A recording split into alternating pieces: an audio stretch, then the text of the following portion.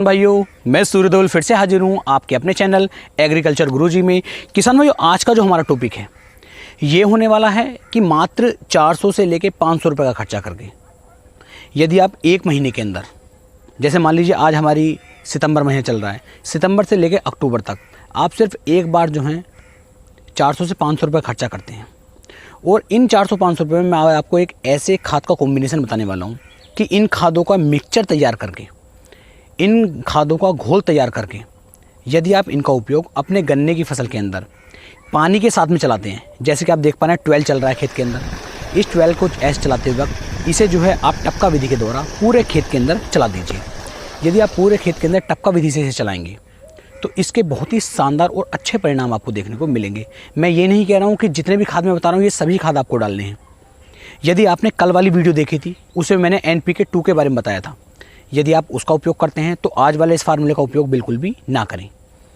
एक बात मैं आपको हर वीडियो में बताता हूँ कि खाद से खाद में, कीटनाशक से कीटनाशक में और फंगीसाइड से फंगीसाइड में कम से कम एक महीने का अंतर रखा करूँ। एक महीने का, 35 दिन का, 40 दिन का अंतर आपको रखना चाहिए, क्योंकि यदि आप हर बार हर खाद डालेंगे तो लागत बहुत ज़्यादा जाएगी, सिर्फ नुकसान उसके देखने को मिलते हैं। कुछ किसान भाई कह रहे थे कि आप हर वीडियो में कुछ ना कुछ बता रहे हैं। मेरा काम आपको एक सही और अच्छी जानकारी देना है, जो मैं लगातार आपको दे रहा हूँ। लेकिन किसान भाइयों, इस चीज़ का आपको भी पता है कि यदि हम सारे खाद डालेंगे तो गन्ने में हमें कुछ भी नहीं बचेगा, और जो हमारी मिट्टी होगी, जो हमारी खेत होगा, वो भी बंजर बन जाएगा।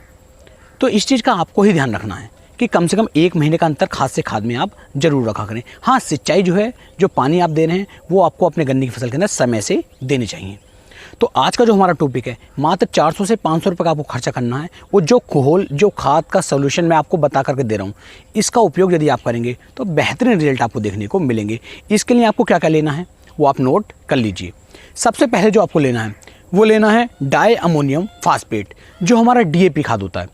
DAP खाद की जो मात्रा आप यहाँ पर लेंगे वो लेंगे 5 किलोग्राम प्रति एकड़ के हिसाब से। ध्यान देना है, 1 एकड़ खेत की मैं पूरी डोज आपको बता रहा हूँ, तो 5 किलोग्राम DAP आप ले लीजिए और इस DAP को जो है आपको घोल करके रख देना है, यानी कि भिगो करके रख देना है। जब आप इसे भिगोएंगे तो भिगोने के बाद किसान भाइयों इसे भिगो कर रख दीजिए, और कम से कम 24 से लेकर 36 घंटे के अंदर जो हमारा DAP खाद है ये किसान भाइयों अच्छी तरीके से जो है फूल जाता है, अच्छी तरीके से पानी में मिक्स हो जाता है।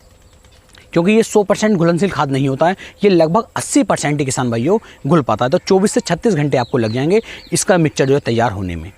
तो 5 किलोग्राम का आपका जो घोल है वो DAP का तैयार हो जाता है। अब आपको क्या करना है, जो हमारी म्यूरेट ऑफ पोटाश होती है इसकी मात्रा भी किसान भाइयों आपको 5 किलोग्राम प्रति एकड़ के हिसाब से ही लेनी है, और इसका भी जो घोल है, इसका घोल भी आपको तैयार कर लेना है। तो इस तरीके से 2 घोल आपके हो जाते हैं, एक DAP का, एक म्यूरेट ऑफ पोटाश का। तीसरा घोल जो आपको बनाना है वो बनाना है किसान भाइयों नाइट्रोजन का, यानी कि यूरिया का। यूरिया का जो घोल आप बनाएंगे उसके लिए भी आपको 5 किलोग्राम की ही मात्रा किसान भाइयों चाहिए। तो 5 किलोग्राम नाइट्रोजन को या यूरिया को भी आपको एक बर्तन के अंदर घोल करके रख लेना है। चौथे खाद के रूप में जो आपको लेना है वो लेनी है आपको सागरिका। सागरिका की जो मात्रा लेंगे वो लेंगे 4 किलोग्राम प्रति एकड़ के हिसाब से, और इसे भी किसान भाइयों आपको पानी के अंदर भिगो करके रख देना है। ये भी लगभग 24 से लेकर 36 घंटे, और हो सकता है इसमें 2-4 घंटे और भी ज़्यादा आपको लग जाएं। तो DAP को और सागरिका को इन्हें कम से कम 2 दिन पहले आपको भिगो करके रखना है, और म्यूरेट ऑफ पोटाश और जो हमारा यूरिया है इन्हें आप 3 से 4 घंटे पहले घोलेंगे तो सभी ये अच्छी तरीके से पानी में घुल जाते हैं। इन सबको जो है किसान भाइयों किसी भी एक टैंक के अंदर आप इन्हें डाल दीजिए, या कोई भी आपके पास कैन हो बड़ी, या कोई बड़ा आपके पास ड्रम हो, उसके अंदर आप इन्हें डाल दीजिए। चारों को अच्छी तरीके से मिक्स करके उसके अंदर तैयार कर लीजिए। जब आप खेत के अंदर पानी चलाएंगे तो खेत में जिस समय पर पानी चलता है तो पानी की धार के साथ आप इसे जो टपका विधि के द्वारा, या जो आप एक इसके अंदर टोटी लगा लीजिए, टोटी की मदद से इसे आप पूरे खेत के अंदर आराम के साथ चला दीजिए। जब ये पूरे खेत के अंदर अच्छी तरीके से घूमेगा तो किसान भाई ये हमारे गन्ने की जो जड़ें हैं इनसे अवशोषित होकर के गन्ने को हरा भरा रखेगा, गन्ने की मोटाई को, गन्ने की लंबाई को बना करके रखेगा। क्योंकि जो अगर हम DAP खाद को डायरेक्ट खेत के अंदर डालते हैं, दानेदार रूप में डालते हैं, या सागरिका को दानेदार रूप में डालते हैं, तो ये एकदम से नहीं घुलता है, इन्हें घुलने में काफ़ी लंबा समय लग जाता है।